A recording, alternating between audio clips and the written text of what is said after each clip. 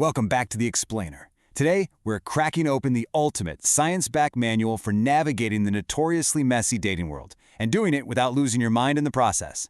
We're looking at the core concepts from the book Attached by Dr. Amir Levine and Rachel Heller.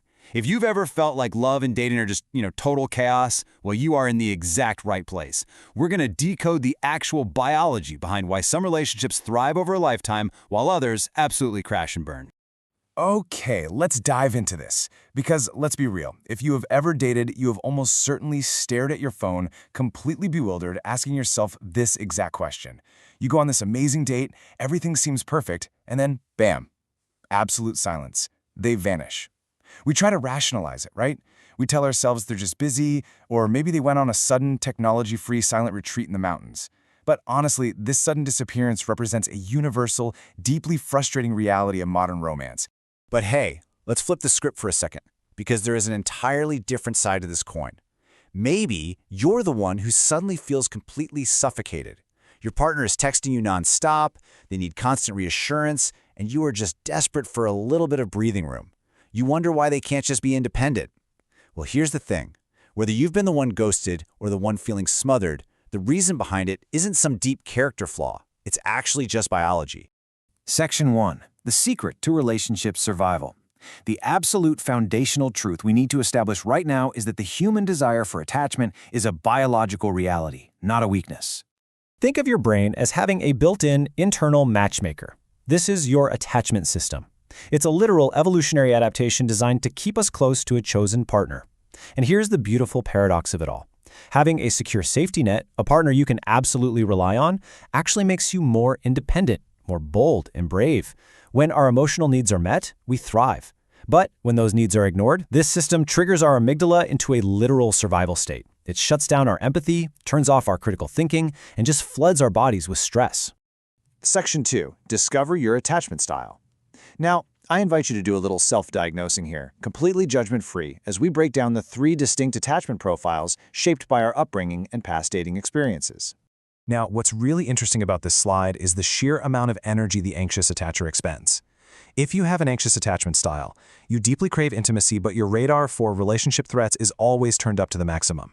You might feel like your actual survival depends on the relationship, so when you feel a partner pulling away, you use activating strategies, things like double texting or protesting, just to reestablish that connection. And your biggest takeaway here? You have to accept your romantic needs, not suppress them in shame.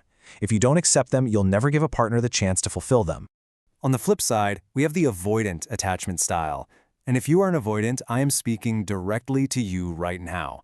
You value your independence above all else, and when a partnership gets a little too intimate, you naturally start to feel suffocated.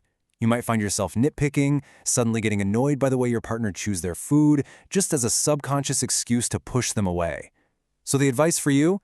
Actively second-guess those urges. Are those flaws really deal breakers, or are you just trying to create distance? Try empathizing with your partner's flaws by reminding yourself of your own. And then we have the ultimate goal, the secure attachment style. These folks strike the ideal balance. They're entirely comfortable with intimacy, but they don't panic when there's a little distance. By default, they just assume their partner loves them. They communicate clearly, and they don't sweat the small stuff. A secure partner is the single best predictor of a happy relationship. In fact, they act as an incredible grounding force. Dating a secure person actually helps insecure attachers become more stable and secure themselves. Section 3. The anxious avoidant death spiral. Listen closely right now, because we urgently need to talk about the absolute most dangerous dating trap out there. Consider this harsh, undeniable reality. Bickering is low-intensity, chronic warfare. Unchecked, when you put an anxious person and an avoidant person together, the tension of their totally opposite unmet needs constantly clashes. It is constant negative friction. It turns what should be a loving partnership into an exhausting daily battleground where every interaction feels like walking on eggshells. And here is exactly how that warfare plays out in a continuous loop. The anxious partner seeks closeness. The avoidant partner immediately feels suffocated and withdraws.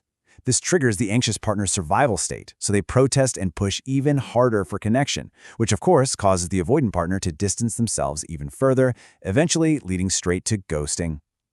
The science is crystal clear on this point. Anxious and avoidant attachers should steer entirely clear of each other. Section 4. Speak like a secure attacher. Let's take a breath, pivot from the clinical diagnosis, and get into the hyper-practical prescription. It's time to learn how to speak like a pro. So the crucial point is mastering these 5 rules. You must speak openly, express your needs directly without judging, use I statements that don't attack the other person, and use concrete, specific examples so there is zero room for misunderstanding. But pay special attention to that last point, timing. This is absolutely critical. If tempers are flaring, your amygdala is hijacked. Both of you need to be in a relaxed setting so your prefrontal cortex can actually turn on. That is the part of your brain responsible for empathy and critical thinking. And this brilliantly illustrates the stark difference between picking a fight and actually getting your needs met. On one side, we see blame-heavy warfare. You never do the dishes. All this does is put your partner on the defensive. But look at the secure communication instead. I'm exhausted. Can you do the dishes tonight? Or, instead of attacking their outfit, admitting, when you dress up, it makes me feel insecure. It's honest, it's vulnerable, and it directly states the need without pointing fingers. Now make no mistake, even secure couples fight, but they fight fair. Their goal is always a win-win, not a victory over their partner. They don't drag up an argument from 3 years ago. They stay right in the present. They don't physically or emotionally flee the room. And they use techniques like active listening. A great trick here is sensory labeling, saying things like, "It sounds like you are feeling overwhelmed," or "It seems like this is really important to you." This validates your partner and totally prevents that disastrous flight response. Section 5. Fight fair or walk away. Look, relationships are messy, and the harsh, empowering truth is that not all of them can or even should be fixed. If you are facing any of these 4 dynamics, the relationship has turned toxic or abusive, and walking away is literally the only secure option. If your partner is charming to the rest of the world but cruel to you behind closed doors, if they consistently value a stranger's opinion over yours, if their life is so secretive that you feel forced to spy on them, or if the chips are truly down in an emergency and you know you cannot rely on them, these are absolute deal breakers. Walking away from this isn't giving up, it is actively protecting your own attachment system. Let's move to and see how this builds. So what does real, lasting transformation take? 4 years. Science tells us that it takes an average of 4 years of dedicated internal work, self-awareness, and modeling secure behaviors to completely shift your baseline from an insecure attachment style to a secure one. It requires changing your internal dialogue and challenging your knee-jerk reactions, but it is entirely possible. You can reprogram your internal matchmaker. Which leaves us with this final, powerful thought to close out today's explainer.